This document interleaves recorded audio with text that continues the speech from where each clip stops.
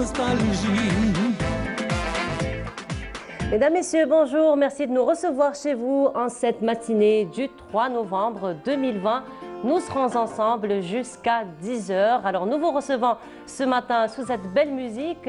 Beaucoup de personnes vont la reconnaître puisque c'est la musique de Dice Street sur Roméo et Juliette. Et bien, cette musique n'a pas été choisie fortuitement puisque nous allons parler de Roméo et Juliette, mais version plutôt algérienne, une histoire d'amour impossible qui n'est autre que celle de Hizia. Oui, Hizia, donc qui est une légende finalement du patrimoine oral donc de l'Algérie, et c'est justement Djaoudet Gessouma qui va s'intéresser ce matin à travers donc des livres qui ont été écrits sur cette histoire d'amour impossible. Voilà, nous continuerons aussi l'émission avec des artistes. Alors nous aurons une artiste qui s'intéresse aussi à un travail manuel. C'est un travail manuel ancestral transmis de mère en fille. Alors je précise de mère en fille parce que c'est un travail, c'est un artisanat qui est pratiqué beaucoup par les femmes, qui n'est autre que le crochet. Oui, le crochet. Donc on va s'intéresser ce matin aussi. Donc Fella Abras dans sa rubrique pédagogie, elle va s'intéresser donc à la rentrée scolaire des collèges et des lycées puisque c'est prévu pour demain, Inch'Allah, donc le 4 novembre. Nous terminerons l'émission avec une belle voix, une voix qui vous accompagne quand vous êtes dans vos voitures. Il s'agit donc d'une voix que nous entendons à travers les ondes de Jil FM. Ce n'est autre que Adel Mhamsadi. Voilà donc pour le programme de cette matinée. Mais avant cela, les nouvelles du ciel en compagnie de Amel Laribi.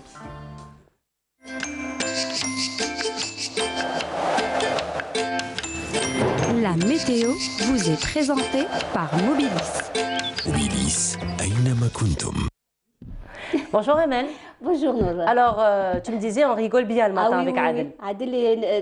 C'est le Jil Morning. Zahida, je pense. C'est le Jil Morning. Ah oui, j'aime bien. Voilà. Surtout quand ils ont des... Surtout que ça commence très tôt le matin. Ah oui, oui. Ils ont des inserts téléphoniques avec les enfants aussi, c'est pas mal. Voilà, c'est un programme quand même qui nous accompagne, surtout quand on est en pleine circulation matinale. Oui, donc on a vraiment besoin de quelques ondes positives. Ça nous accompagne bien. Voilà. Mais sinon, on a aussi le soleil qui nous accompagne toujours le matin. Oui, comme toujours, malheureusement. Malheureusement pour moi, oui, pour bon. moi, je veux dire. Voilà, on précise pour Ahmed, c'est toujours malheureusement quand il n'y a pas de soleil. Enfin, quand il y a du soleil. Quand il y a du soleil. Mais ce serait bien aussi d'avoir du soleil, un peu de froid et un peu de pluie.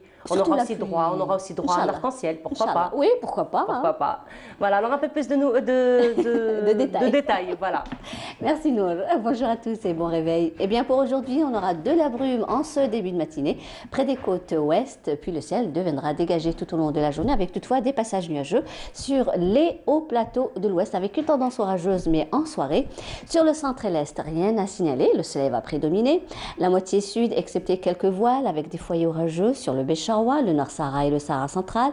Ailleurs, le ciel restera toujours bien ensoleillé sur le sud-ouest, l'extrême sud, le Egert Tassili, le Sahara oriental et les oasis, avec toutefois des soulèvements de sable, cette fois-ci vers le Sahara central et le Sahara oriental.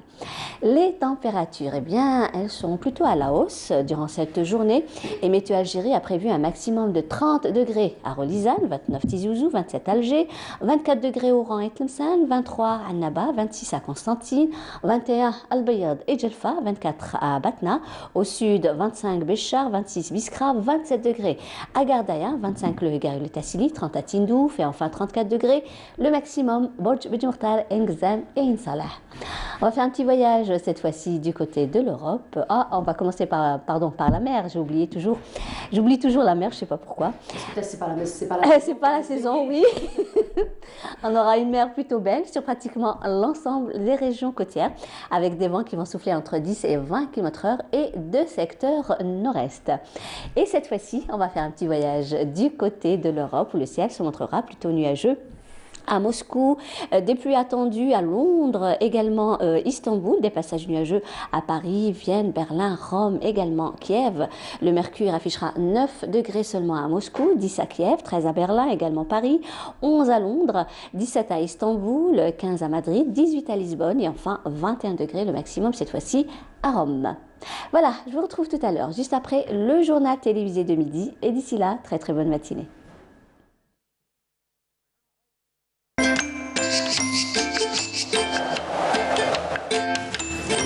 La météo vous est présentée par Mobilis. Mobilis أينما كنتم. C'est la totale pour toi finalement, Amel. Hein. Donc on a 27 degrés tout au long de la journée, Je du suis pas soleil, gâtée, hein. La mer plutôt calme. Plutôt calme, tout va bien. Tout va bien. Tout va bien. Voilà, donc l'automne prend son temps pour bien s'installer. Hein. Et oui, Voilà. c'est très bien. Au même. bonheur, alors ce sera pour le bonheur de ceux qui aiment encore le soleil, ceux qui aiment encore se baigner pour l'instant. Exactement. Voilà, merci Pas pour beaucoup. moi. Ça va venir, ça va venir. Inch'Allah, Ça va Inch'Allah. venir. On est qu'au début hein, de Oui, l'automne mais bon. aussi. Hein. Mais bon. Voilà. Enfin, au début, ça fait quand même un mois et demi. Hein, Oui, ça c'est dure, un mois et demi. ça dure quand même. Ça dure. Merci beaucoup, Amel. C'est Donc, moi qui on te merci. retrouvera tout à l'heure, Tout à l'heure, midi. après-midi. Inch'Allah. Et après Et 19h aussi. exact. Voilà. Et demain aussi. Et demain pour Bonjour aussi. d'Algérie. Merci beaucoup, C'est Amel. moi Bonne que merci. journée. Bonne journée. Et là, donc, ça va être un petit voyage au sud qu'on vous propose en cette pause musicale en compagnie de Tina Riwen, qui nous interprète donc une chanson là où on voit un petit peu l'enchantement du désert, l'insouciance de la vie dans le désert, la beauté du désert aussi. Il s'agit donc de la chanson Nenoufley et on se retrouve juste après. Et sur cette très belle chanson et très belle mélodie donc de Tina Riwen qu'on reçoit Djawdet Gessouma. Bonjour Djawdet. Bonjour. Magnifique. Hein. Très difficile d'enchaîner après, c'est vraiment cool. Voilà, c'est très cool. C'est des Et on va blues. rester un petit peu dans cette ambiance, hein, puisqu'aujourd'hui on va parler quand même d'une thématique qui On va serait... aller aux oasis. Voilà. Voilà, Voilà. et on va se rapprocher un peu plus du nord. Voilà. On va aller dans une oasis de Sidi Khaled, pas Effectivement. très loin de Boussaïda, pas très loin de Biskra, et découvrir un personnage qui a rejoint le mythe, qui a rejoint la mythologie, Effectivement. mais qui a existé, qui est né en 1000. C'est pas une histoire, c'est pas une fiction. C'est Hizia, née dans l'oasis de Sidi Khaled, près de Biskra, en 1855, selon les calculs des historiens. Elle est morte à 23 ans. C'était une bédouine, issue d'une tribu nomade. Elle n'a jamais connu la contrainte des espaces clos. Pourquoi je dis ça? Parce que là, il y a un ouvrage choral, ouvrage, c'est-à-dire collectif, dirigé sur des textes inédits recueillis et présentés par Al-Zahari, l'Abtar qui a dirigé un peu ça. Et c'est Hizia, mon amour. Donc lui, il avait écrit un roman il y a quelques années. Il avait écrit un roman il y a quelques années sur Hizia. Et là, il a décidé de réunir un ensemble de poètes, de nouvellistes, de journalistes, de personnes qui ont évoqué cette Hizia. Donc c'est paru aux éditions Hibr. Donc il y a Rizk Metref, il y a Fouzia Laradi, il y a Amar Achour, Nasser Abloula, Maïssa Bay, Aïcha Bouabbassi, Slimane Jouadi, Salih Mkraz, Abdelmajid Kawa, Smaïli Berir, Miloud Khayzar, Amal Al-Mahdi et Azdin Menassara, en plus de Zahari Labtar, qui a fait le poème.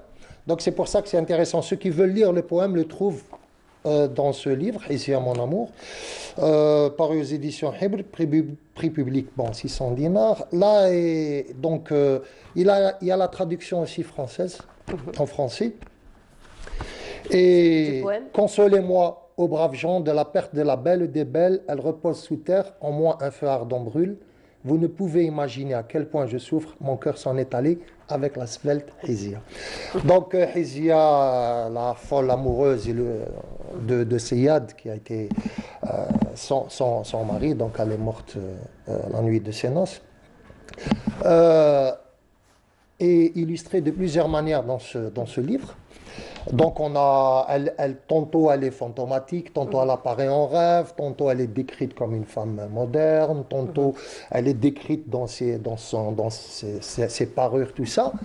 Et puis j'ai piqué de ce livre un texte de Maïssa Bey, qui a écrit un livre qui s'appelle, un roman, Maïssa Bey, Hizia, où elle a édité en août 2015, où elle parle d'une jeune Hizia, parce que la vraie Hizia est morte à 23 ans, et donc Maïssa Bey parle de Hizia, de l'amour Hizia transposé dans les années 2000 en plein centre de la Casbah. Donc c'est une coiffeuse, une fille qui fait de la coiffure, qui vit entre une mère très conformiste, très liée à la tradition, à l'enfermement, tout ça.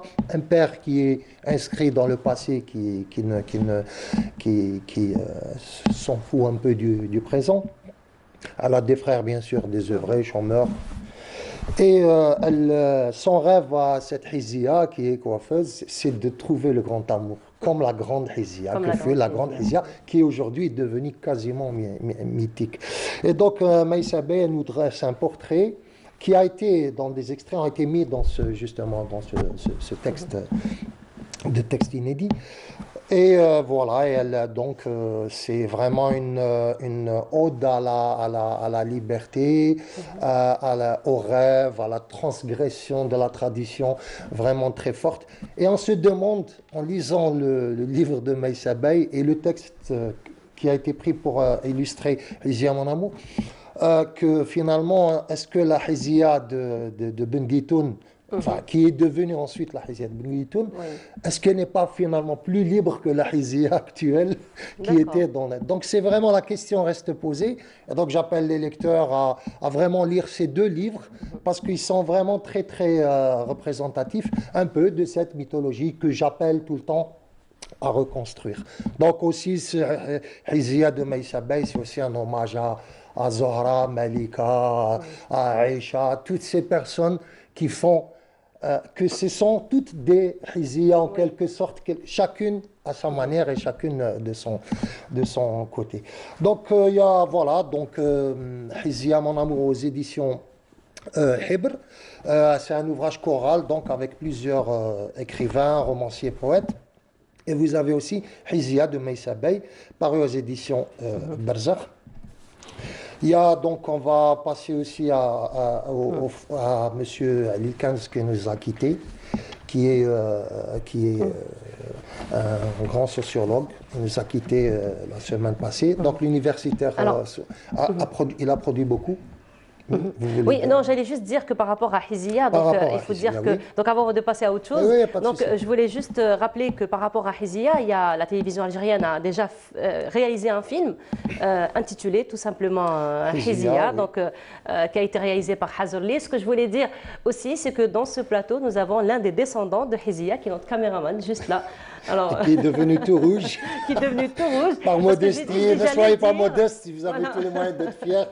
Je lui ai dit, je vais le dire, il m'a dit non, s'il te plaît, ne le dis pas, mais je le dis quand même, parce que c'est vrai que ce matin, il en parlait avec toute fierté. Si j'avais su, j'aurais pris téléphone et je l'aurais filmé. On peut l'inviter, hein.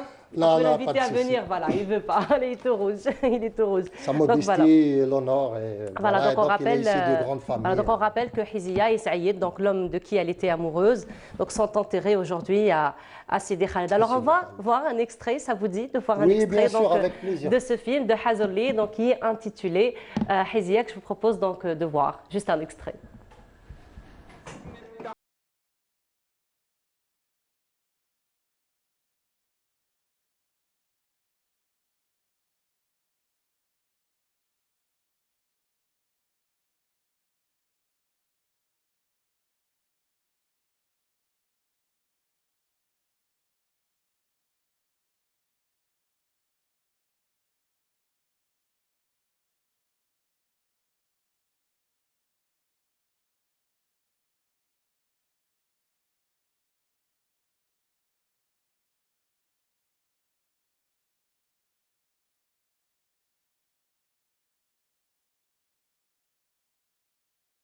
C'était un extrait du film, donc Hizia. Il faut dire donc que l'Aqsida qui a été écrite donc par Ben Guitoun a été interprétée donc par plusieurs noms. Magistralement par Babsa et Khalifa Ahmed. Il y a aussi une très belle version vraiment très moderne du groupe Zahir qu'il a fait intégralement, enfin intégralement, qui a pris le principal et qui en a fait une très belle balade rock, très bien.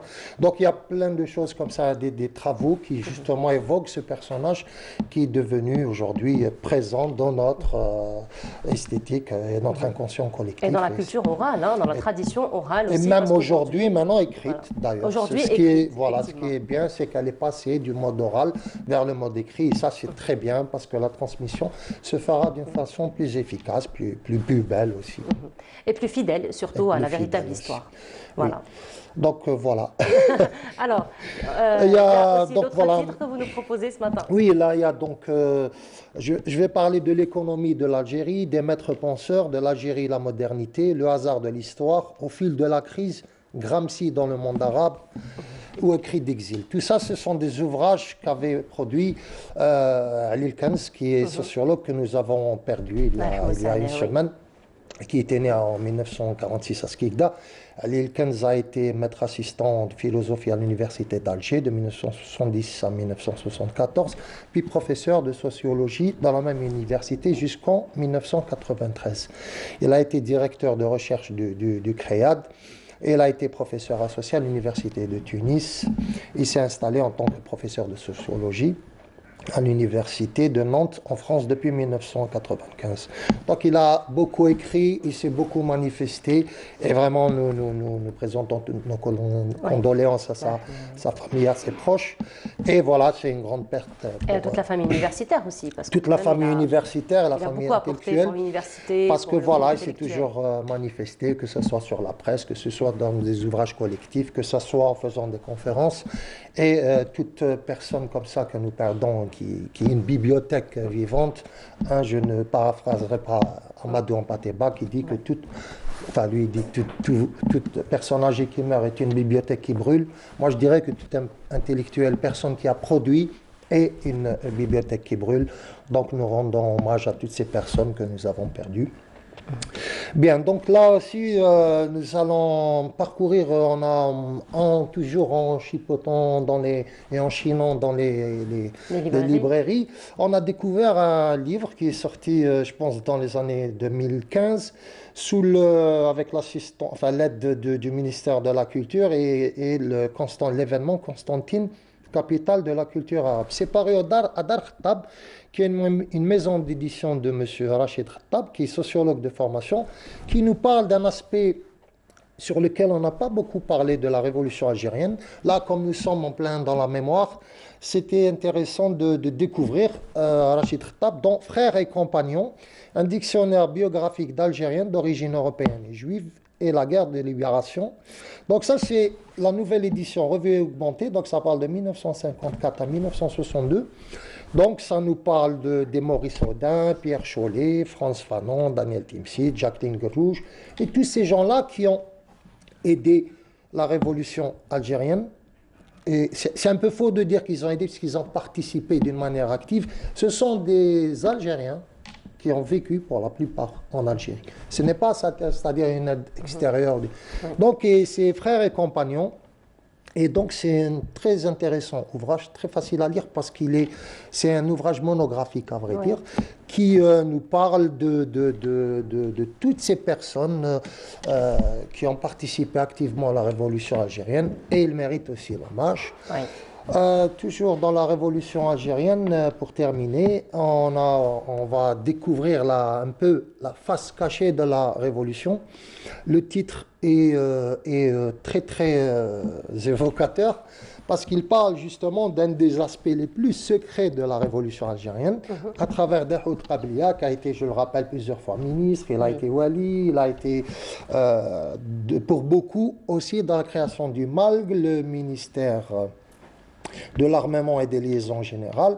C'est vraiment la naissance des services de renseignement algériens, et c'est une aventure fabuleuse, parce que lui, il nous donne, ayant été très actif dans ce fameux MALG, qui est vraiment, on a tout mis comme mythe, comme histoire, comme conflit, tout ça dans le MALG, parce que bien sûr les services secrets dans le monde entier incitent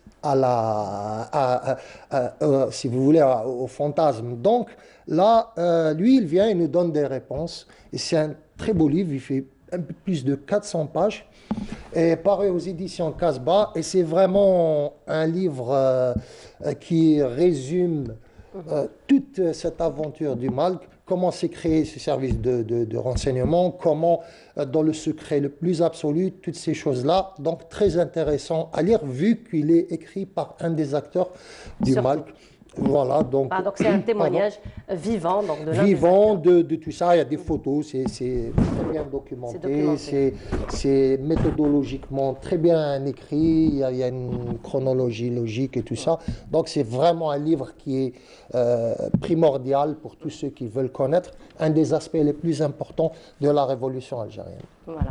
Merci beaucoup. Merci à vous. Pour ce beau voyage déjà, donc pour cette belle découverte, surtout que là nous sommes en pleine célébration du 66e anniversaire donc du déclenchement de la Révolution, mais surtout merci beaucoup aussi pour ce partage donc de cette belle histoire d'amour qui est Hizia et puis qui n'a pas pu être vécue malheureusement vu que Hizia a perdu la vie déjà. C'est un peu dans la logique des grandes destinées, des histoires d'amour qui ne se terminent jamais. Et dans ce sens, Djaoudet, on ne va pas vous laisser partir comme ça, puisqu'on va voir un autre extrait donc, de Hizia, mais là on va voir un petit peu le jeu d'acteur entre Hizia et Saïd, donc l'homme de qui elle était amoureuse. Voilà, merci beaucoup Djaoudet, merci à vous. Donc là ça va être un autre extrait du film de Hazorli, donc de Hizia, là où on voit de Hizia et de Saïd. توحشتك يا قرة العين وقلبي من حبك عليل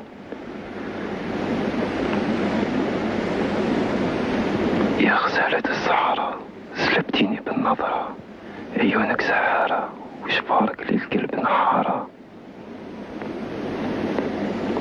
نشوفك نكون فرحان وعيني لعينك بحنان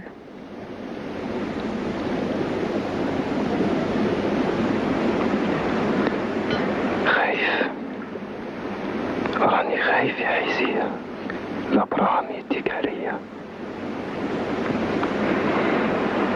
براهم يعجبني بما حب يزوجني نتخلص منه يا سعيد نتخلص منه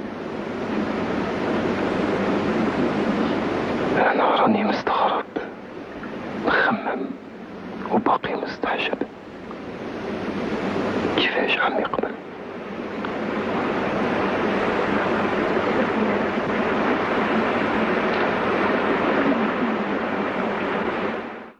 Et voilà, Yerzelt Sahara. Voilà. Et oui, elle est décrite dans le poème comme étant une gazelle. La gazelle du désert. Du désert avec des superbes sourcils en noun, Kalmat noun et tout ça. Et donc, voilà, c'est vraiment un poème, une élégie vraiment formidable à découvrir vraiment à tout prix. À tout prix, voilà, à travers les livres ou encore à travers ce film donc, qui a été réalisé par la télévision algérienne par Hazorli. Merci beaucoup, Djaoudet, merci encore une fois. Donc on vous retrouvera mardi prochain, Inch'Allah, avec une autre sélection comme d'habitude. Voilà, merci beaucoup. Donc on continue et là ce sera un reportage de Taous Eid Hamouda que nous vous proposons. Il s'agit du livre sensoriel.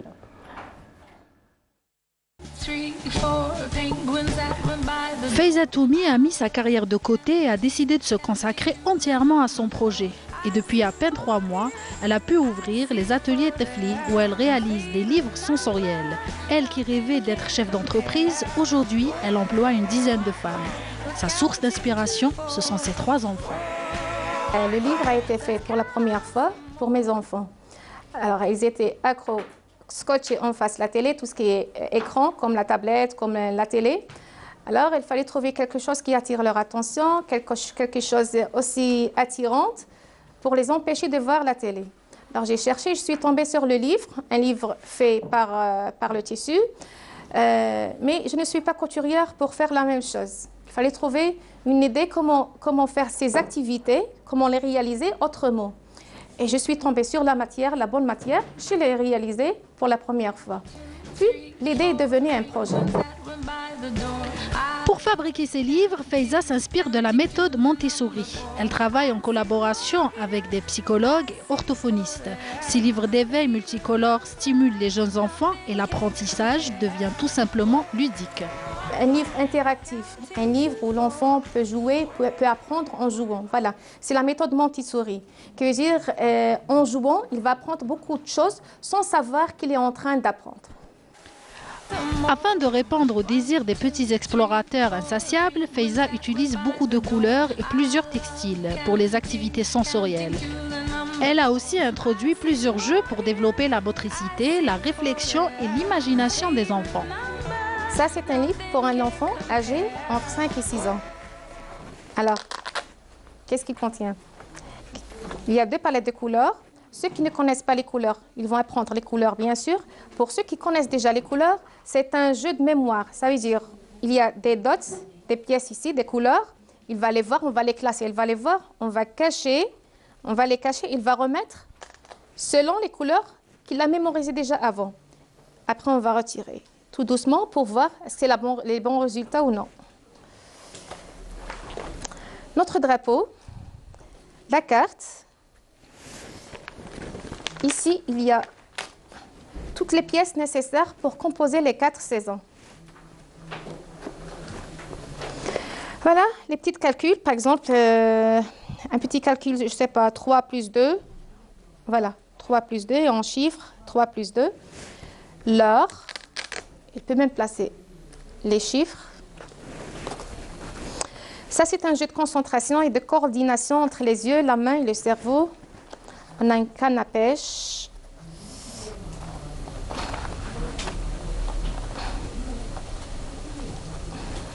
Voilà. Il y a le crochet et la boucle.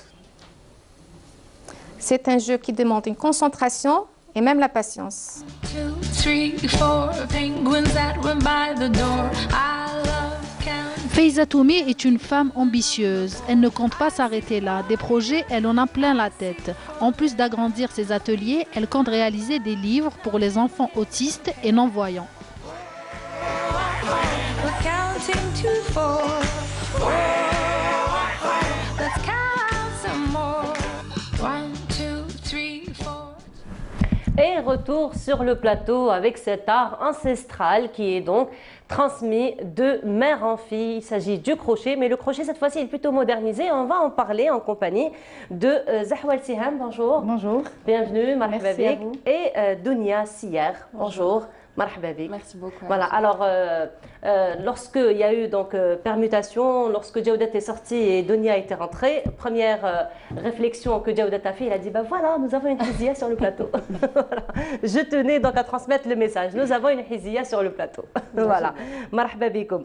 Alors, donc, votre passion, on va dire, c'est le crochet. Alors, on sait que le crochet, c'est quand même un art ancestral, c'est un art qui est pratiqué depuis des siècles, donc, par les mamies surtout, et donc c'est un art qui est transmis. Qu'en est-il pour vous? Comment vous êtes venu donc au crochet? Alors, le crochet m'est venu depuis mon plus jeune âge de la part de ma mère. Transmis. Mais c'était beaucoup plus le crochet avec du fil, c'est-à-dire les napperons, les nappes et tout. Moi, j'ai découvert le cordon. Et je l'ai détourné justement pour en faire des paniers, des sacs, des tapis. Donc voilà, ça m'est venu comme ça. Mais des objets beaucoup plus utilitaires. Exactement, pour la décoration, c'est-à-dire les sacs de plage, ça dépend après comment vous l'utilisez. Comment vous détournez ça par exemple, c'est un panier. Ça peut être un panier pour des produits d'entretien, comme ça peut être un panier à pain. Ah oui, pourquoi pas. Donc là, par contre, on appelle ça? Le crochet. Le crochet, voilà. Donc le crochet est très particulier avec lequel vous travaillez. Oui, donc c'est pas le crochet. Vous avez des crochets en métal de plein de. Qu'on connaît. Voilà, exactement. Qui sont très familiers. Plus pour les cordons plus épais. Voilà. Et pour vous, Dounia, comment vous êtes venue au crochet? Alors pour le crochet, moi c'est elle en fait qui fait les crochets. Et les deux, on fait des tableaux aussi. Voilà, on fait de la peinture. Mais les crochets, c'est beaucoup plus elle. Donc vous, c'est les tableaux. C'est les tableaux. Très bien. Donc justement, nous avons des tableaux sur le plateau que vous avez ramené, que nous allons voir dans un petit moment. Donc on parlait d'objets utilitaires. Donc là, voilà un petit peu un porte de coton-tige. Exactement. Donc Ça vraiment, peut être un porte-coton-tige pour le make-up, c'est-à-dire les crayons et tout. Vous pouvez mettre ce que vous voulez. Donc à vous de détourner le panier à votre guise. comme on le sent.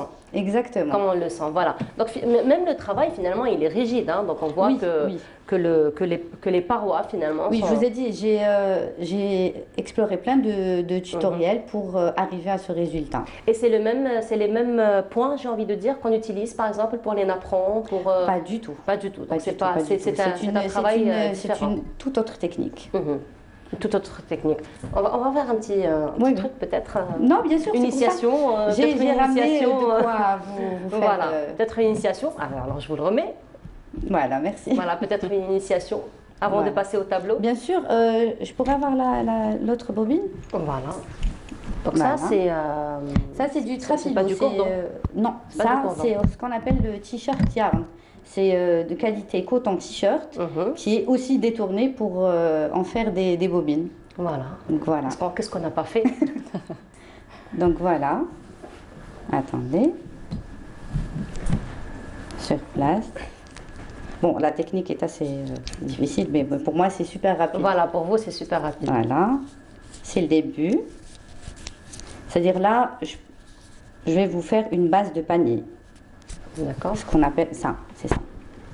Donc la base, vous la travaillez avec ce... Comment vous avez appelé ça? Le trafilo. Avec le trafilo et les parois, c'est avec le cordon? Non, c'est la même chose. C'est toujours avec la même matière. Chose. Toujours avec la même matière. Vous avez aussi des fonds de panier en bois. D'accord. Troués. Troués, oui. Pour faciliter le travail, pour avoir une base bien rigide. Et après, vous pouvez changer de point. D'accord. Donc voilà. Donc ça, ce sont des points qui sont complètement différents de ceux qu'on connaît dans le crochet. Totalement différents. Ça peut être associé à du macramé aussi. D'accord. Parce que c'est des cordons utilisés pour le macramé. Ça vous prend combien de temps pour faire un panier, par exemple? Un panier comme ça. Quand on voit votre rapidité comme ça. Oui, bon, là, ça va, je suis assez lente. D'habitude, je suis plus rapide. Oui, bon, voilà, parce que là, vous êtes en train de faire la démonstration. 1 heure, 2 heures. 1 heure, quand même, c'est rapide, hein? Oui, 2 heures et demie. D'accord. C'est selon la rigidité du cordon. Vous avez ce cordon-là, c'est encore plus rapide. Mais celui-là, regardez. Donc c'est la matière aussi qui va vous aider. Exactement. Qui va vous aider à aller plus rapidement, peut-être. Voilà. Et vous avez la technicité. Voilà, la technicité. Après, l'expérience. Voilà, exactement. Le coup de poignet. Voilà, surtout. Voilà. Ça fait un bon exercice, en tout cas. Exactement. Voilà. Et après, vous avez un rond. Vous pouvez aller un peu plus doucement, hein. Si possible. Je ferme, voilà, vous avez le rond, je ferme et je... Très bien, et vous allez continuer en circulaire donc pour avoir cette forme-là. Voilà. Pour avoir la base un petit peu de votre... Très bien, alors donc vous exposez habituellement, donc ce sont des projets, des produits qui sont destinés à la vente aussi? À la vente, j'ai une page qui s'appelle Crochet Mignon. Je fais principalement... Crochet Mignon, c'est vous? Oui. Et que je suis en train de vous suivre depuis un bon bout de temps. Ah bon? Le monde est petit. Hein. Mais généralement, c'est enchanté. C'est des articles sur commande, c'est-à-dire je poste des photos tirées d'Internet, mais après j'expose des modèles réalisés parce que c'est plus réaliste pour les clientes. Effectivement. Voilà. Je leur propose des modèles, je les réalise, et c'est-à-dire après, c'est-à-dire les commandes vont après, selon les photos. Très bien. C'est-à-dire après, je peux avoir des commandes d'autres couleurs. Moi, je voudrais ce panier avec une plus grande dimension. Voilà. Et ça varie. Donc, ce sont les couleurs, les dimensions. Après, voilà. C'est pour ça, bon, là, je n'ai pas beaucoup d'articles parce que ce que je fais, je le vends automatiquement. Automatiquement. Voilà. Je n'ai que les photos qui restent sur la page. Et donc, on comprend par là qu'il y a un engouement important de la part des gens. Donc, les gens s'intéressent maintenant, les citoyens s'intéressent. Il y a un c'est-à-dire le côté artisanal revient. C'est-à-dire personnaliser sa salle de bain, faire des tapis de bain, faire des descentes de lit, des paniers à linge, des paniers pour ranger les jouets des enfants. Oui. Et donc c'est personnalisé et donc il y a un retour par rapport à cela. Donc vous sentez qu'il y a un retour, qu'il y a un intérêt particulier. très, très, très important comme retour. Très bien, donc vous participez à ces expositions, on va revenir dans un petit moment, mais on reste donc avec les couleurs, mais dans un autre monde, donc toujours artistique. Donia, donc vous, c'est beaucoup plus la peinture, les tableaux. Tout à fait. Alors comment vous êtes venue dans ce monde? Alors, ça ne fait pas très longtemps, ça fait, on va dire, 3 ans. Je n'ai jamais eu l'idée, déjà, que je savais dessiner. Ou un talent caché. Un talent caché. Pendant tout ce temps, je ne savais pas que je savais peindre ou quoi que ce soit. Un jour... Il n'est jamais trop tard. Il n'est jamais trop tard. Un jour, je voulais essayer, j'avais vu un joli tableau. Je me suis dit, bon, allez, je vais essayer. C'était juste pour le plaisir. J'ai acheté quelques articles et j'ai commencé à peindre tout doucement. Quelques articles, c'est-à-dire, là, on va voir dans un petit moment quelques tableaux que vous avez ramenés ce matin. Donc, vous avez dit, vous avez acheté quelques articles, c'est-à-dire de la peinture. De la peinture, des pinceaux. Voilà. J'avais acheté un seul pinceau juste pour essayer de petites peintures. Et j'ai commencé et de là, je ne me suis pas arrêtée du tout. Pas du tout, du tout. Voilà, alors pour quelqu'un qui a commencé, ça fait 3 ans, donc on voit quand même qu'il y a beaucoup de recherche dans le travail. Tout à fait. Voilà, donc un mariage de couleurs quand même très intéressant. Là, par exemple, celui-là, il m'attire bien, celui que nous sommes en train de voir. D'accord. Voilà. Alors, donc là, ce sont des tons plutôt froids, plutôt chauds. Tout à fait. Alors, plutôt, bon, on va dire, il y a un petit peu des deux.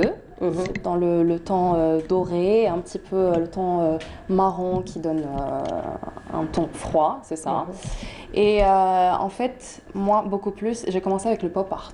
Le pop art, c'est où il y a un mix de couleurs assez chaudes. Oui. Et je m'étais inspirée de mes voyages que je faisais au Brésil. Je voyais les ruelles, elles étaient pleines de tags partout, les maisons en couleurs, ça m'a vraiment inspirée. Donc c'est de là où je suis partie sur exactement sur là, ça, on sur va le sur un pop art. autre style, hein, carrément. Tout à fait, exactement. Ça c'est le style que je fais et c'est mes propres créations. Mais des fois, je fais aussi des reproductions. Il y a des gens qui veulent un tableau précis, une image précise, et je fais des reproductions. D'accord. Mais des reproductions, j'imagine, jamais fidèles à 100%. Quand on est artiste, on a toujours notre petite touche comme ça, particulière. Et c'est une passion commune aussi. Hein. C'est une passion commune? Oui, nos tableaux... Vous faites aussi les tableaux? Oui, ce sont des tableaux à nous, toutes les deux. D'accord, d'accord. Eh ben, elle, c'est un style assez différent que le mien. Moi, c'est beaucoup plus de l'abstrait impressionniste. D'accord, donc ce que nous étions en train de voir, c'était... ça, c'est de l'abstrait. C'est le vôtre. C'est le vôtre. Exactement. Voilà. Il y a un message particulier qui est véhiculé par ces tableaux? Par ces tableaux, en fait, moi, quand je fais de l'abstrait, j'aime que chaque personne me dise ce qu'elle voit en ce tableau. Je n'aime pas donner... moi, je vois ce tableau d'une certaine manière. Je vois peut-être une image dessus, mais une autre personne ne verra pas ce que moi je vois. Effectivement. C'est ça. Mais le pop art, c'est différent. L'image est déjà structurée. Elle est déjà structurée. Mais même si elle est déjà structurée, la lecture pourrait aussi être différente d'un regard à un autre. Puisque ce que nous avons vu tout à l'heure, par exemple, le portrait que vous avez fait, enfin le demi-portrait que vous avez fait, avec toutes les couleurs qu'il y a, donc ça déjà, ça peut prêter à plusieurs lectures. La moitié qui n'est pas visible, qui est cachée, c'est la partie, on va dire, obscure de la personne. On a toujours une partie assez obscure, mais l'autre partie qui se voit, c'est... De toute façon, les tableaux abstraits, ça reste des œuvres chargées d'émotions qui permettent de s'exprimer et c'est sujet à interprétation pour chaque personne. Mais vous, à la base, est-ce que vous partez d'un message particulier ou c'est juste votre mood, votre feeling de l'instant? Tout dépend. Tout dépend. On ne sait jamais, quand on est en face d'une toile blanche, ce qui va ressortir de cette toile. Exact. On ne sait pas, c'est selon notre humeur. Ça peut être des couleurs vives, comme ça peut être des couleurs très sombres. Très sombres. D'accord. Et on peut peut-être dévier c'est-à-dire commencer un tableau dans un style et finir sur autre chose. Et moi, le tableau, quand je commence, d'ailleurs, quand on est en train de peindre, quand elle me demande ce que tu es en train de faire, on verra. Vous travaillez ensemble habituellement? Au début, non. Moi, j'ai commencé à peindre en 2014. Oui. D'accord, un peu avant. Oui, voilà, parce que faut savoir que je suis issue d'une école de stylisme. D'accord. J'ai toujours aimé le dessin. Ensuite, je me suis essayée au crochet, étant beaucoup plus jeune. La peinture, comme l'a dit, ça n'est pas quelque chose qui m'est venu tout de suite. D'accord. Je me suis essayée, je me suis dit pourquoi pas, je vais me lancer. J'ai acheté le matériel, des tableaux et j'ai commencé. Mais c'est au fur et à mesure des années que j'ai perfectionné ma technique et je me suis orientée vers un style bien précis qui est l'abstrait impressionniste. Très bien, alors on va voir vos tableaux en ce moment accompagnés d'une très belle musique. Allez, on va voir ces tableaux. Mieux vaut penser à rien que ne pas penser du tout. Rien c'est déjà beaucoup. On se souvient de rien et puisqu'on oublie tout. Rien c'est bien mieux que tout. Mieux vaut ne penser à rien que de penser à vous. Ça ne me vaut rien de tout. Comme si de rien n'était, je pense à tout. Ces petits riens qui me venaient de vous. Si c'était trois fois rien entre nous.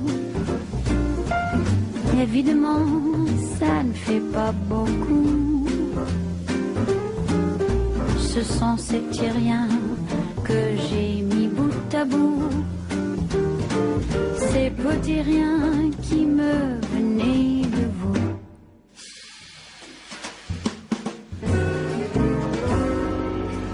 Mieux vaut pleurer de rien que de rire de tout. Pleurer pour rien, c'est déjà beaucoup.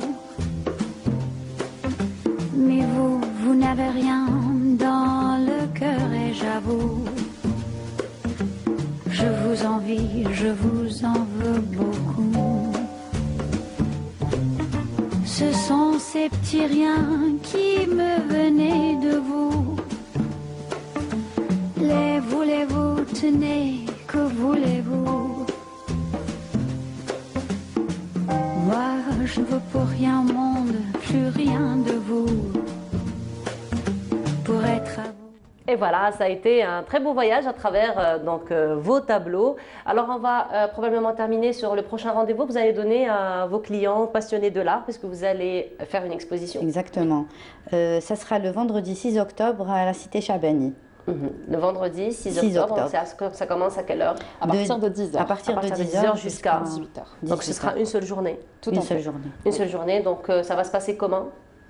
Déjà par rapport s'il y a d'autres artisans qui vont être avec vous et puis par rapport à la conjoncture actuelle. Il n'y aura que nous deux. Il n'y aura que nous deux. Que vous deux. D'accord. Donc ça va être une exposition que vous deux. Exactement, deux tableaux. Deux tableaux, c'est tout. Deux tableaux. Donc il y aura une exposition de peinture. De peinture. Exclusivement. Tout à fait. Exclusivement. Eh ben, on vous souhaite une très belle continuation. Merci beaucoup. Merci beaucoup d'avoir été parmi nous ce matin. Un dernier mot peut-être avant de se quitter. Bah écoutez, je veux juste que tout le monde sache que ce que je fais personnellement, la peinture, c'est vraiment par amour et c'est une passion que je ne laisserai pas tomber jusqu'à... Je transmettrai ça à mes enfants plus tard. Et... Inch'Allah. Alors Denis, à vous qui avez découvert ce talent caché récemment, vous pourriez peut-être lancer un appel aux gens de chercher ces talents qui sont cachés en eux, probablement, pourquoi pas. Oui. Voilà. J'aimerais bien que chacun croit en lui et prenez un stylo, prenez un crayon et essayez, faites ce que bon vous semble et ça va sortir. Ça va sortir. De toute façon, ce qu'on dit, la passion, c'est pour avoir la vocation, c'est pour avoir son métier, sa passion. C'est ça. Eh ben voilà. Merci beaucoup. Donc merci je rappelle Zahwa El Siham. Donc vous êtes artiste peintre, vous êtes aussi crocheteuse. Crocheteuse, voilà, crocheteuse. Si on peut dire. Et Dunia Sier, et vous aussi, donc vous êtes artiste peintre. Donc on rappelle le rendez-vous donc le 6 vendredi Inch'Allah à la cité Chabani. Donc vous allez avoir votre exposition de tableaux de peinture. Donc on vous souhaite une très très belle réussite. Merci beaucoup d'avoir été parmi nous ce matin. Et voilà, donc on continue le programme de ce matin. Ce sera donc une balade dans les ruelles d'Alger qu'on vous propose et on se retrouve juste après.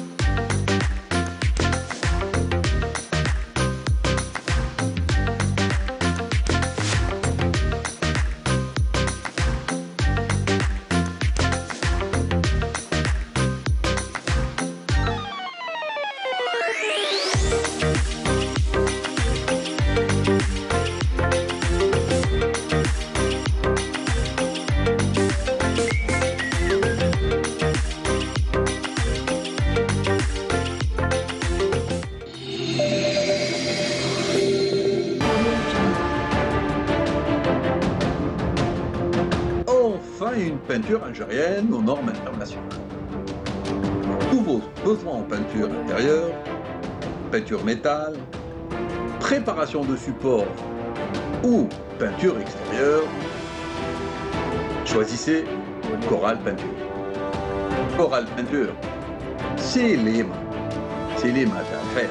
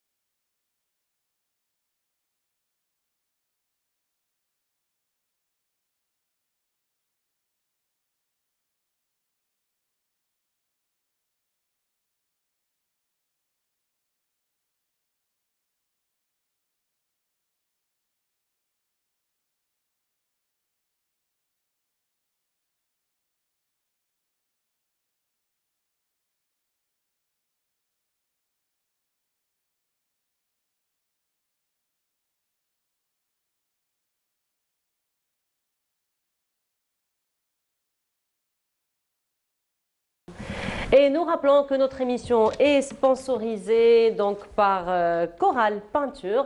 Voilà, alors la semaine dernière, c'était la rentrée scolaire pour les primaires. Demain, Inch'Allah, ce sera le rendez-vous pris pour le collège et aussi pour le lycée. Nous en parlons ce matin en compagnie de Fella Abras. Fella, bonjour. Bonjour. Comment ça va, Fella? Très bien, merci. Je suis très ravie de vous retrouver dans ce même plateau. Merci, moi voilà, aussi. On se retrouve beaucoup dans les couloirs du Canal Algérie. On discute beaucoup, mais c'est la première fois qu'on se réunit. Que le plateau de Bonjour d'Algérie nous regroupe.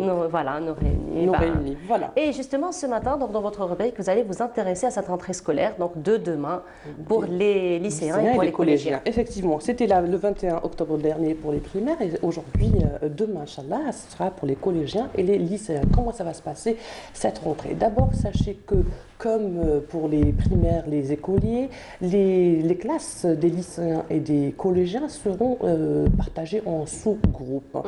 Des sous-groupes de pratiquement pas plus de 20 élèves pour les CEM et de 24 élèves pour les lycéens. Sachant que les lycéens, en fait, puisqu'il s'agit de filières, il y a beaucoup de filières techniques, mathématiques, sciences, littéraires, langues étrangères, gestion également. Alors, les sous-groupes ne dépasseront pas généralement les 20 élèves par classe. On va parler de sous-groupe. Comment ça va se passer la rentrée scolaire des CEM? Alors demain sera le matin pour les deuxième année. Deuxième année CEM, deuxième année CEM, voilà. Au collège, au collège. Et troisième année pour la matinée, en fait, ce sera juste pour eux. L'après-midi sera consacré pour les premières années qui font leur rentrée après le primaire, qui vont faire leur rentrée dans le CEM, dans le collège, et puis ceux de la quatrième année. Tout a été en fait partagé en deux, c'est-à-dire deuxième année et troisième année pour la matinée, mercredi matin, et ceux de la première année et quatrième année moyenne pour l'après-midi. Et puis comment ça va se passer en cours? Sachez d'abord que tous les jours, les élèves du collège auront cours tous les jours. Une partie la matinée, une partie l'après-midi. Ils ne vont pas alterner comme ceux du primaire. C'est-à-dire qu'il n'y aura pas des jours vides où ils vont rester à la maison. D'accord. Alors, où c'est de 8h du matin jusqu'à midi 40, 13h moins 20, et l'après-midi c'est de 13h à 17h15, 25. En tout cas, ils auront 6 séances le matin et 5 séances l'après-midi, puisque les cours auront une durée de 45 minutes, pas plus. D'accord. Et idem pour les lycéens. En fin de compte, ça va se passer de la même façon. Sauf que pour demain la rentrée au lycée, alors si les troisième années lycéens de lycée qui vont faire leur secondaire, voilà, qui vont faire leur rentrée demain matin, c'est-à-dire ils auront une journée de cours. Pour ceux la deuxième année, c'est pour jeudi, c'est pour après-demain, et dimanche prochain, c'est les premières années secondaires qui vont faire leur rentrée. En fait, quand il y a une certaine liberté, le plan exceptionnel du ministère de l'Éducation nationale a donné une certaine liberté pour les directeurs et directrices des établissements scolaires, lycées, ainsi que les primaires, ainsi que pour les collèges, d'adapter ce plan d'exceptionnel, chacun selon les classes qu'il a au niveau de l'établissement. Parce que, sachez que chaque lycée doit exploiter toutes les salles de cours pour que chaque sous-groupe soit jusqu'à 24 ou 20, dans les CEM c'est 20 élèves par sous-groupe, d'exploiter les salles de cours, les ateliers, les bibliothèques et ainsi les laboratoires et aussi les amphithéâtres. Parce qu'il y a des lycées, par exemple, qui ont des amphithéâtres. Ce n'est pas le cas de tous les lycées. Oui, en tout cas, mais certains lycées en ont un. Alors, je disais que ils seront organisés de sorte qu'il y aura un élève par table. Un élève par table. Il n'y aura pas de classe tournante, c'est-à-dire chaque classe aura la même salle de cours. Si c'est un atelier, ça va rester l'atelier. Si c'est une classe de cours, ce sera la classe de cours. Et chacun reprendra sa table. Il n'y aura pas de changement, il n'y aura pas de roulement. Voilà, ça c'est le plus important. Maintenant, pour les cours, alors sachez que les cours, je l'avais dit, ils seront de 45 minutes. Chaque cours de 45 minutes, pas plus. Et les élèves pourront se reposer. Alors, il y a des lycées où les élèves, les lycéens, auront cours le samedi. Très bien. Mais d'autres lycées, non. Ça dépendra de l'espace, en fait. C'est une question de l'espace. Pour que les lycéens puissent avoir tous les cours, toutes les matières, pour les suivre en classe, il faudrait répartir alors les sous-groupes selon l'espace de l'établissement scolaire. Je parle du lycée. Mais le CEM, ils auront cours simplement 5 jours par semaine. Un jour la matinée, le deuxième jour, ça va être l'après-midi. Il n'y aura pas de roulement, ça va rester fixe. C'est-à-dire s'ils ont cours samedi et plutôt dimanche la matinée, le dimanche prochain, ils auront cours également la matinée. Ça ne va pas changer. Ce n'est pas le cas pour les écoles primaires. D'accord. Alors, Fella, toujours dans cette organisation, donc vous avez parlé un petit peu de liberté que le ministère de l'Éducation nationale a donnée un petit peu au lycée et au collège. Donc ainsi que pour les primaires. Ainsi que pour les primaires. Selon les espaces. Selon les espaces. Donc il y en a quand même des établissements qui ont opté pour un jour sur deux. Juste pour les primaires. C'était juste pour les primaires. Nous sachons, on a parlé la semaine dernière, je ne vais pas trop m'étaler, sachant que pour les écoliers, alors s'ils ont cours dimanche, lundi ils n'auront pas cours, mardi ils vont revenir, et mercredi ils n'ont pas cours, et jeudi ils vont revenir. C'est 2 jours par semaine, et les autres sous-groupes, c'est 3 jours par semaine. La semaine d'après, ils vont faire un roulement, c'est-à-dire ceux qui ont étudié 2 jours par semaine la semaine d'avant, la semaine d'après, ils auront 3 jours. Ils vont alterner. Sauf que pour les CEM et les collégiens et les lycéens, ils vont avoir cours tous les jours, de dimanche à jeudi, ou la matinée ou l'après-midi. Et il y a certains qui ont cours du matin jusqu'au soir. D'accord. Et le lendemain, ils vont alterner, ils ont cours l'après-midi. Chaque lycée va s'adapter selon l'espace qu'il a et selon le nombre des élèves. Parce que chaque sous-groupe ne doit pas dépasser pour les lycéens, pour le lycée, 24 élèves, 24 lycéens, pour les CEM, pas plus de 20 élèves par sous-groupe, pour que chacun puisse garder sa table et la salle de cours, qu'il n'y ait pas de roulement. Comme ça, le virus, s'il y a le coronavirus, il ne va pas se propager. C'est pour limiter les choses. Maintenant, parlons un peu du protocole sanitaire. Le protocole sanitaire a été établi dans le plan exceptionnel du ministère de l'Éducation nationale. On y revient.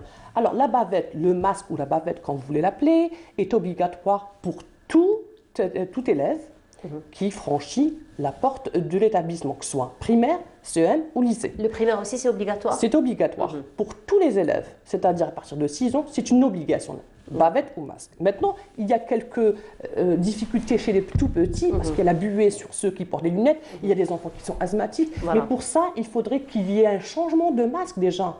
Il faut que les enfants changent de masque toutes les 4 heures ou 6 heures. Je ne pourrais pas m'étaler sur ça parce que chacun avance des heures. Ils disent qu'il est nécessaire de changer après 4 heures, après avoir mangé. Mais je ne sais pas, je ne pourrais pas vous le dire. Mais aussi, il faudrait savoir que le masque est obligatoire pour tout le personnel pédagogique et aussi pour l'administration, c'est-à-dire ceux qui travaillent dans l'administration. Toute personne qui franchit l'école, l'établissement scolaire, le lycée, CEM ou l'école primaire, il faudrait qu'elle porte le masque qui est obligatoire pour toute personne. Maintenant, il y a d'autres mesures d'hygiène et d'autres barrières, gestes barrières. D'abord, la prise de température à l'entrée de chaque personne qui franchit. La prise de température de chaque individu. Deuxièmement, le port du masque. Et puis ceux qui n'ont pas de masque, l'école peut leur fournir. Demain, j'ai contacté quelques lycées, quelques CE1 pour avoir des nouvelles, comment ça va se passer. Ils vont fournir quelques masques pour ceux, il y a des élèves qui n'en ont pas. Par exemple, c'est une question de revenus et puis qui n'achètent pas pour si c'est une famille nombreuse, est-ce qu'ils vont acheter pour tout le monde? Alors l'idéal, c'est d'avoir des masques non jetables, c'est-à-dire lavables. Lavables, oui. Lavables, voilà. Il y a ça. Et puis, l'école va fournir le gel hydroalcoolique à l'entrée de l'école. La distanciation physique, elle est de d'1,50 m dans les lycées, CEM et primaires. Sauf que c'est plus facile de gérer ça au niveau des lycées et des CEM que dans les écoles primaires, parce que les enfants sont turbulents, assez turbulents. C'est tout à fait normal. C'est leur âge. C'est leur âge, voilà, c'est tout à fait normal, mais c'est le cas aussi dans les lycées et dans les CEM. Il y a des petits attroupements, c'est les premiers jours de l'école, chacun va retrouver son ami ou ses camarades de classe. Sachez que chacun va revenir après 8 mois d'absence. Et ça va être très difficile, et pour les lycéens, pour les collégiens, et puis également pour les enseignants. Et pour le staff aussi. Pour le staff. Alors, il faudrait prendre tout ça en considération. Aussi, il faudrait l'aération des salles de cours. Il faudrait qu'elles soient aérées tous les jours, même s'il fait un peu frais. Il faudrait qu'elles soient aérées. La distanciation physique, que chaque élève ait sa table à l'école, qu'il n'y ait pas de prêt. On n'a pas emprunté des crayons des uns et des autres. Chacun devrait garder ses fournitures scolaires, sa trousse ou ses cahiers ou ses livres. Il y a également autre chose, comme vous le savez, la prise de température, le masque, le gel hydroalcoolique, et aussi il y a le cours modèle qui sera donné demain matin, c'est ouvrir les cours avec le cours sur les gestes barrières, sur la pandémie du coronavirus. Et sachez aussi que le rôle, je l'avais dit la dernière fois, le rôle des professeurs qui sera un peu plus lourd cette fois-ci, c'est-à-dire enseigner, éduquer, mais également parler, être psychologue. Être psychologue, effectivement. Parce que sachez qu'il y a des élèves qui ont perdu un proche par cette pandémie, ou le staff enseignant. Alors il faudrait être assez attentif et compréhensif par rapport à ça. Et patient surtout. Et patient. Ce qui est bien, en tout cas pour terminer, si vous voulez, Nour Houda, je vais dire que ça va être, en fait, compte quelque part, le vœu des professeurs a été exaucé malheureusement grâce, on va dire, à la pandémie, parce qu'il n'y aura plus de surcharge des classes.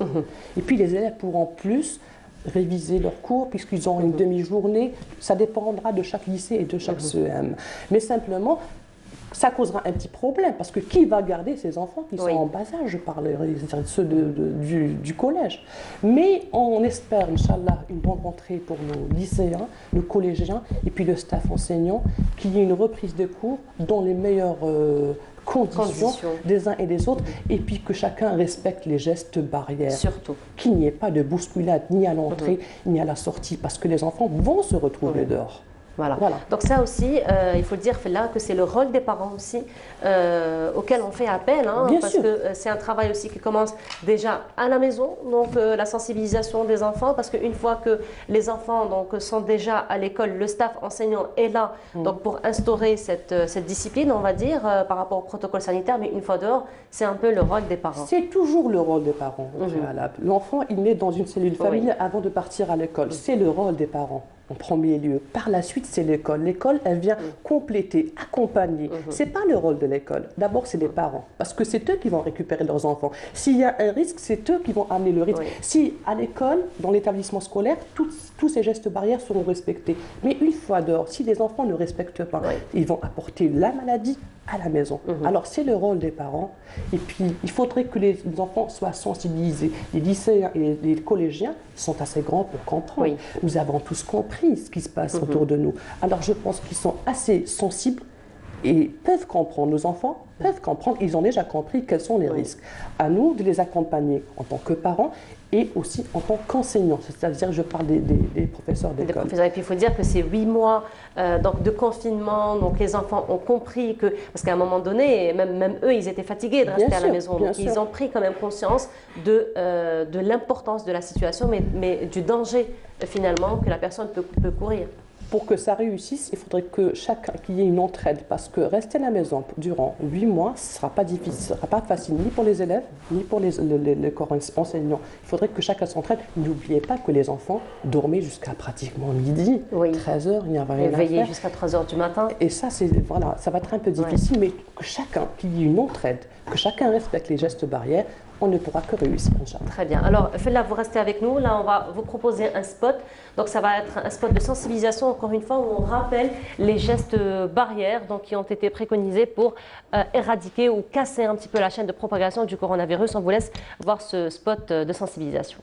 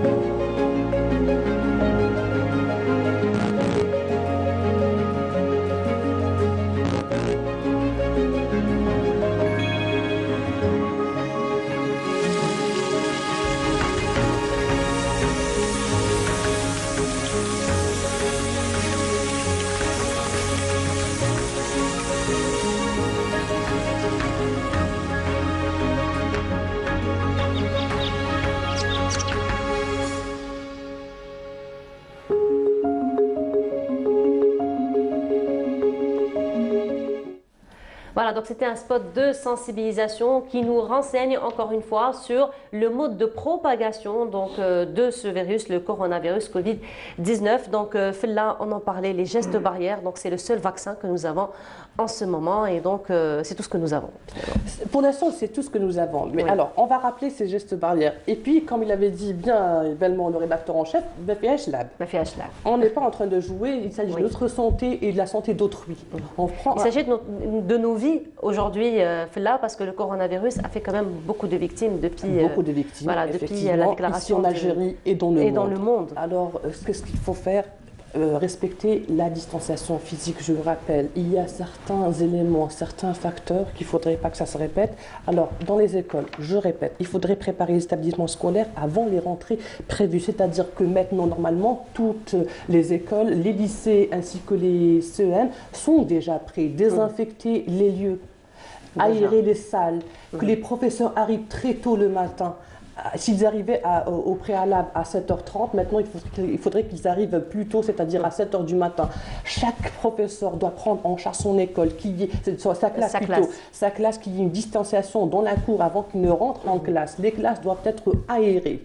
Chaque élève doit prendre sa place et la garder. Vous avez parlé tout à l'heure du froid, donc on a juste à bien habiller les enfants cette fois-ci, donc pour les protéger, mais l'aération, aérer les salles, voilà, dans le Houda.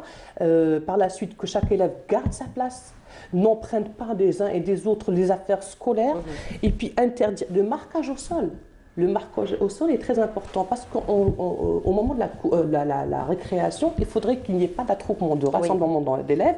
Et puis, il faut échelonner la sortie des élèves en cours de récréation. Ce n'est pas tout le monde qui va se retrouver. Ce n'est pas 500 élèves, on va dire la moitié. En fait, ce n'est pas 150 ou 250 qui vont se retrouver dans la cour de récréation. Il faudrait échelonner leur sortie pour prendre leur pause de 10 heures ou je ne sais pas à quelle heure chaque école va adapter. Respecter la distanciation physique, il faudrait aussi consacrer 5 minutes tous les matins pour 5 minutes de sensibilisation quant aux gestes barrières, quant à la pandémie, qu'est-ce qu'il ne faut pas faire et qu'est-ce qu'il faut faire. C'est-à-dire que le rôle des enseignants, chaque enseignant va rappeler tous les matins, selon le plan exceptionnel du ministère de l'Éducation nationale, aux élèves ce qu'il faut faire, ce qu'il ne faut pas faire.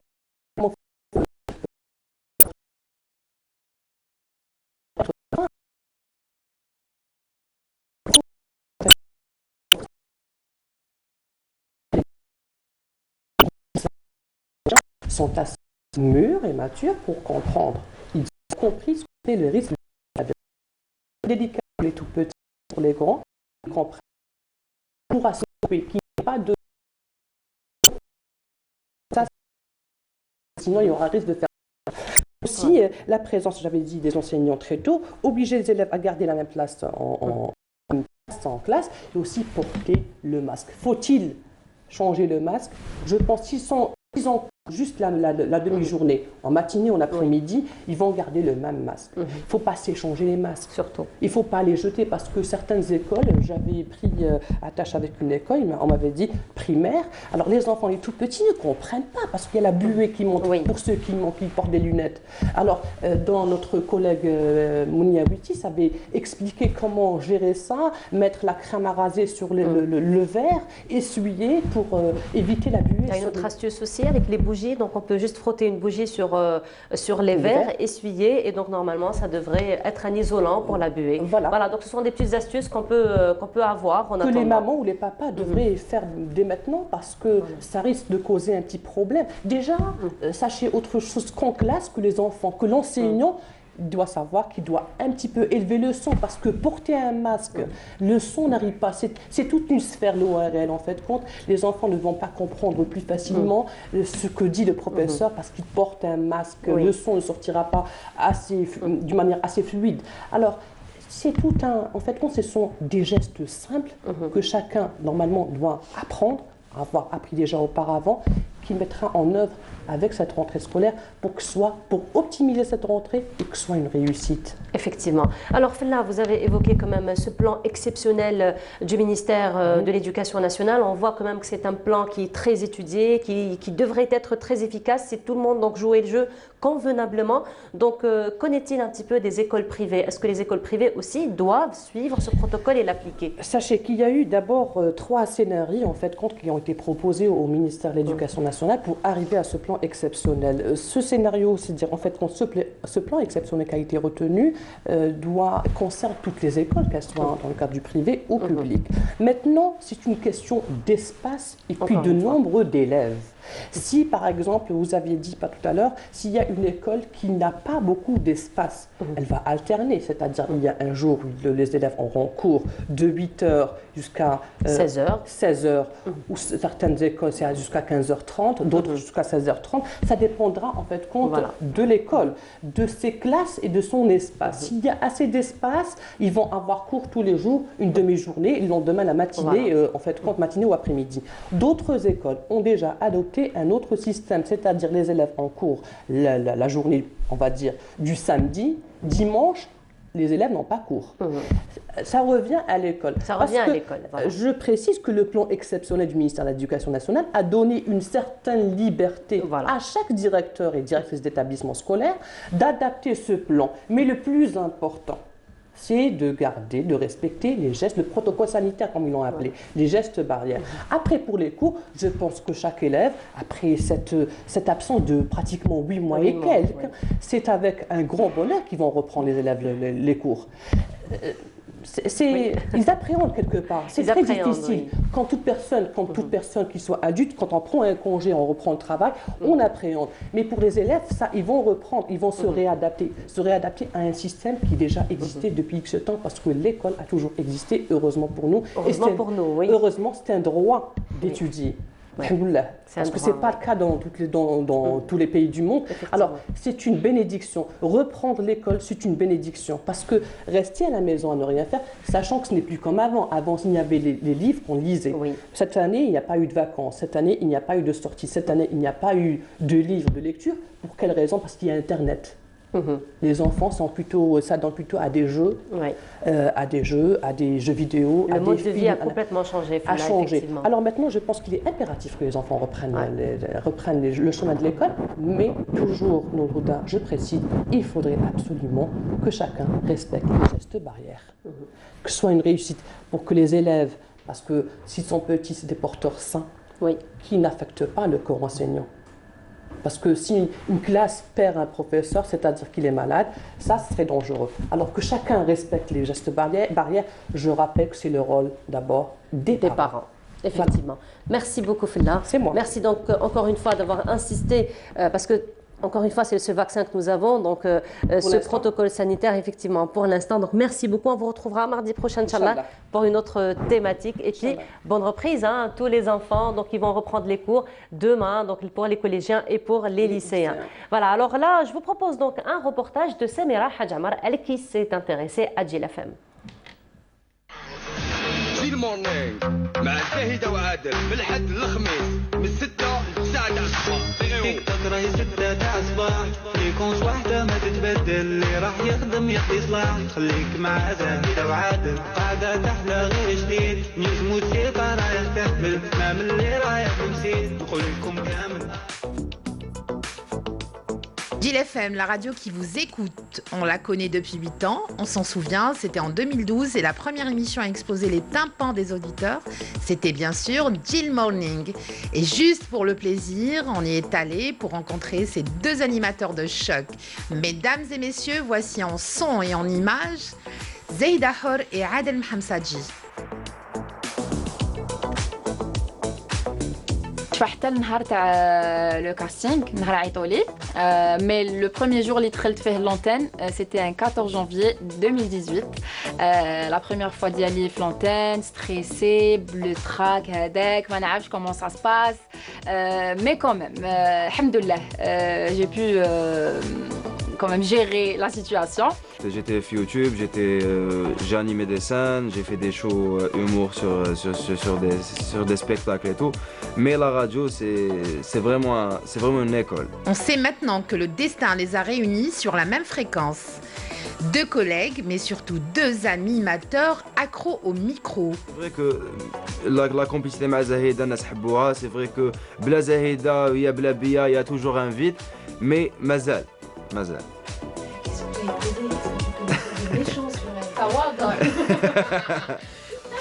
Qu'est-ce que tu dis, une méchanceté sur la méchanceté, chauffe, j'ai toujours... Non, mais je vais dire un truc. J'ai toujours dit balak des trucs méchants gentiment à Zahida. Mais Zahida Hor, c'est اليوم حتسمعها اليوم بالك حتشوفها في la télé والناس حيشوفوها بلي c'est quelqu'un que j'admire beaucoup, que j'adore.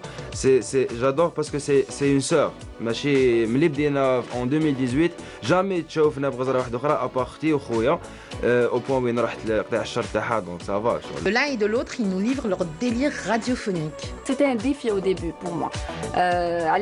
J'étais un peu timide à l'adolescence, on va dire l'enfance, l'adolescence. دونك قلت لازم نحي هذه الحشمه مليحه وي مي كي تكون بزياده ما تديك لحتى بلاصه وتخليك دائما تولي اللور.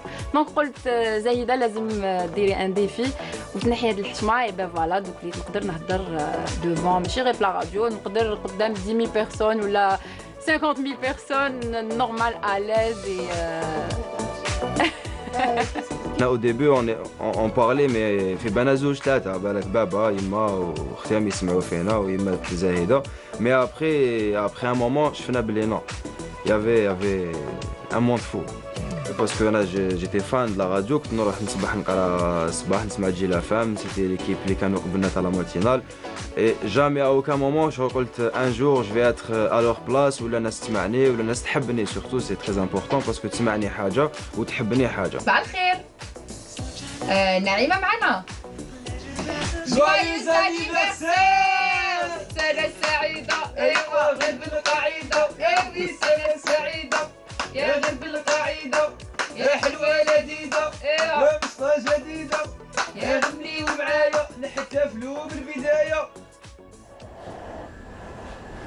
Et voilà, donc pour ceux qui ont l'habitude d'écouter Jil FM, on vous a transmis en images et en son, donc l'ambiance qui règne sur Jil FM en matinée. Et c'était donc Samira Hadj Ammar qui s'était intéressée à ce sujet. Alors vous le savez, à l'occasion du 66e anniversaire du déclenchement de la Révolution, Canal Algérie, la télévision algérienne avec les différentes chaînes ont consacré une journée spéciale. Alors qu'est-ce que nous avons retenu de cette journée particulièrement qui a été donc organisée par Canal Algérie, puisqu'il y a eu une émission spéciale qui vous a accompagné de 7h30 jusqu'à midi en compagnie de Amel Almi et de Kamel Swig. Et c'est Yazid Aït Mahidine. Non, c'est Mohamed Saadi de Radio Jil FM. Bonjour. Non, Mohamed Saadi de la Radio Jil FM. Mohamed Saadi, alors, changement d'identité. Le Raïd fi Alam Allah, il devait être avec nous aujourd'hui, mais bon. Effectivement, Adel, donc vous avez vu dans le reportage qui a l'habitude de vous accompagner le matin, devait être avec nous ce matin, effectivement.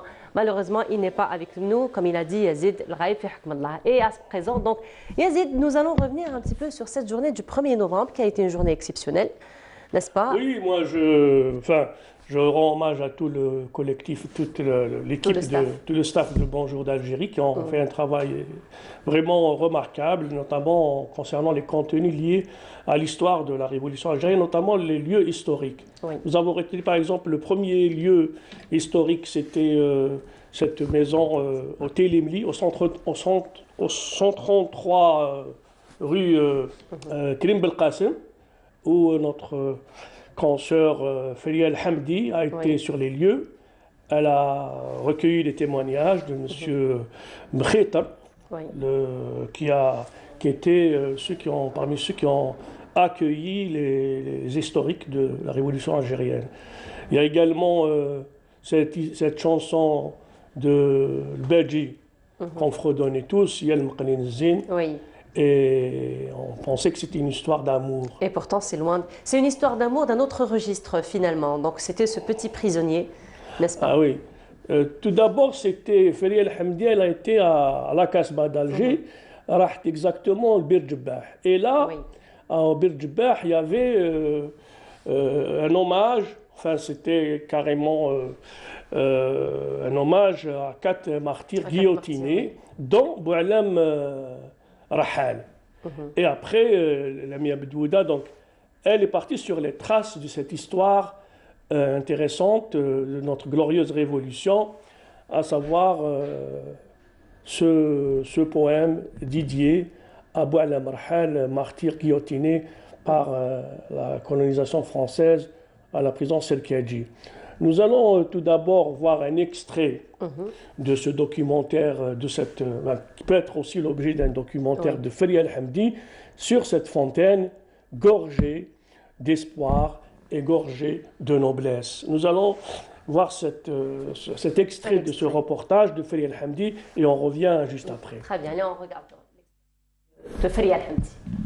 Ce quartier séculaire, qui fait l'identité culturelle de la capitale algérienne, a été le théâtre de l'une des plus spectaculaires guerres urbaines du XXe siècle, la bataille d'Alger. Tout le monde y avait participé, sans la moindre exception.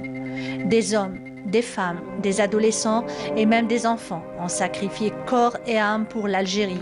Nous sommes à la Haute-Kasbah, à la croisée des Niqat Boudriès, père et fils, et Sidi Mohamed Cherif.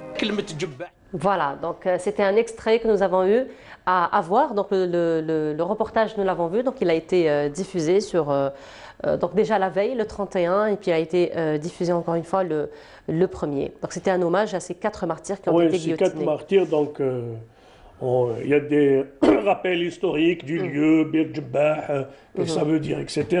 Ils ont rappelé aussi Serkiadji, ce que veut dire Serkiadji. Et puis ils ont rappelé ce passage de ce...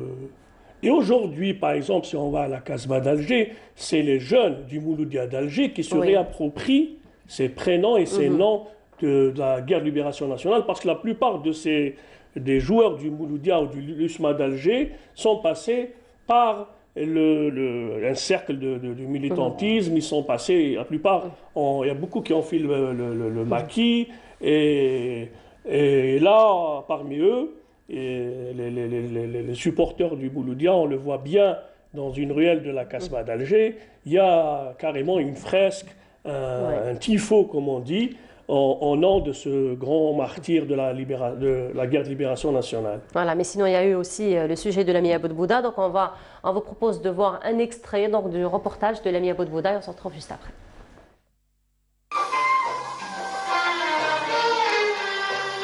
قفص قفص ولو يكون قصر يعجب المنظر، الحبس ظلمة يعمي العينين، فيه الضيق يكسر الجنحين، لا ما ولا قوت بنين يا المقنين الزين.